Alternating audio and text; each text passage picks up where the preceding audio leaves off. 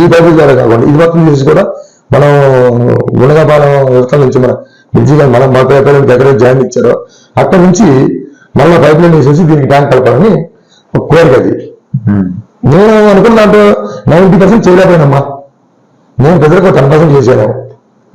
అది నేను చాలా కోరికలతో వచ్చా, కానీ నా కోరిక మొత్తం చేయలేకుండా మిగిలిపోయింది మొత్తం కూడా.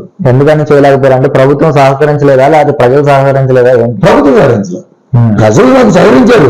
ప్రజలు నాకు సహకరించి 3 సార్లు నన్ను గెలిపించారు. 4 సార్లు పోటీ చేశాను నేను ఎలక్షన్లో. పంచాయతీ వార్డు నెంబర్ తీసేయండి, వైద్యులు తీసినప్పుడు 4 సార్లు నిలబడితే 3 సార్లు గెలిపించారు. నాకు సపోర్ట్ చేశారు ప్రజలు, కానీ గవర్నమెంట్ సహకరించలేదు. అప్పుడేమో కాంగ్రెస్ గవర్నమెంట్ అయింది ఒక పీరియడ్, ఇప్పుడేమో ఈ గవర్నమెంట్ అయింది. ఈ 2 సహకరించలేక నేను అనుకున్నది చేయలేకపోయాను. ఇప్పుడు కొన్ని అక్కడ రైతు భరోసా ఒకటి, ఇక్కడ ఇదొకటి సచివాలయం ఏదో కట్టాలి అని శంకుస్థాపన చేసి సగంలో ఆగిపోయింది. మరి పూర్తి చేసే అవకాశం ఉందా లేదా అట్లా వదిలేస్తారా? అయితే పూర్తి చేసే అవకాశం ఉంటే నేను కూడా ఒక తప్పు చేశాను దీంట్లో అని వచ్చాను. ఎందుకంటే ఇదే నేను కాంట్రాక్ట్ ఇచ్చినట్టు బయటికి ఎప్పుడో కట్టించేవాడిని. నేను నాకున్న ఏంటంటే అసలు మన గ్రామంలో పని నేను కట్టిద్దాము, వేరే సార్ గవర్నమెంట్ ఏమైనా ఒక నెల అటు డబ్బులు వస్తాయి అన్నట్టు నేను చేయడం జరిగింది. అది భారీ బడ్జెట్, లేదా ₹1 కోటి, 85 లక్షలు, ₹1 కోటి నాకు బడ్జెట్. డబ్బులు వస్తాయని చెప్పేసి నేను దిగాను.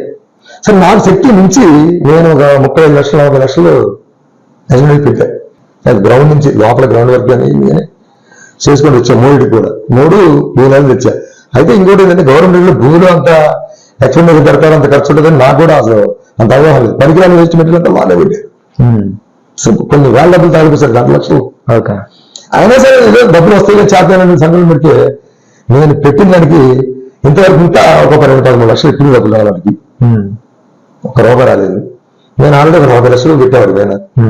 ఈ 13-15 లక్షలు రాబోయేసరికి కొంచెం నేను ఇక డౌట్ వచ్చింది, ఒకరు వస్తాయో రావో అని చెప్పేసి నేను చేయలేకపోయేదాన్ని. అదే వేరే వాళ్ళకి ఇచ్చిన కడితే మనకి గ్రామంలో ఇప్పుడు 3 బిల్డింగ్లు అయిపోయేసి, కొద్దిగా అది నా తప్పు ఉంది.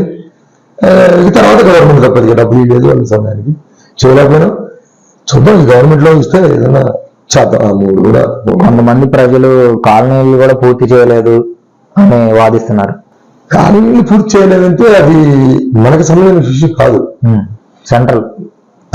మనం వాళ్ళకి పాటించాం, ఈ చెల్లు శాంతం చేసాం, అది వాళ్ళు కట్టుకోవాలి. వాళ్ళు కట్టుకోకుండా మనం కట్టుకోండి, మనమే కడతాం. ఎవరైనా మనం కట్టం కదా.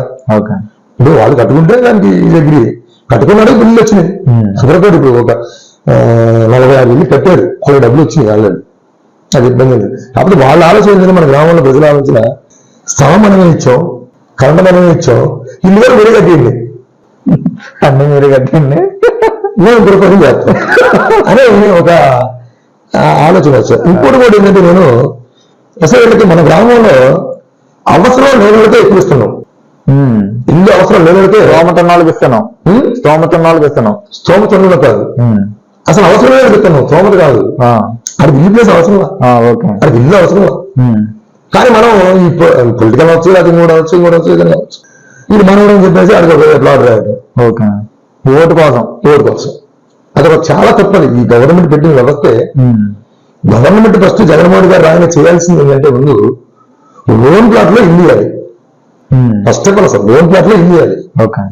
లోన్ ప్లాట్ లో ఇల్లు ఇస్తే అది కట్టుకుంటారు.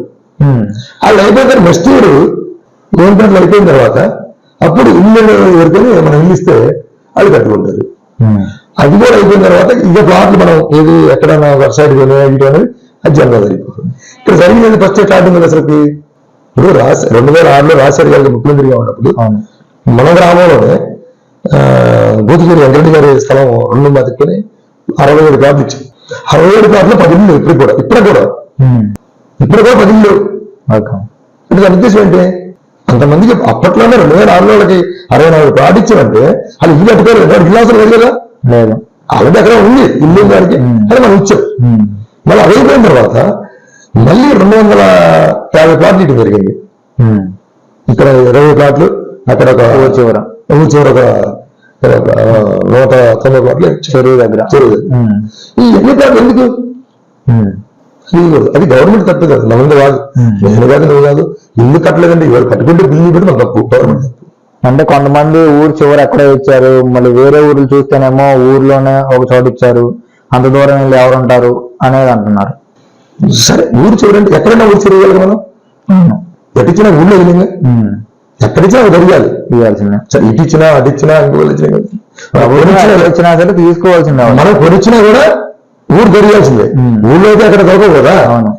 ఇలా ఊరు ధర అంటే మరి మనకి ఇప్పుడు రోడ్డు ఉంది, జయంతిపురం రోడ్డు ఉంది, అది మంచి రోడ్డు అది. మరి ఊరు ధర అనుకోవడం అది నాకు పెద్ద విషయం కాదనుకోండి నేను.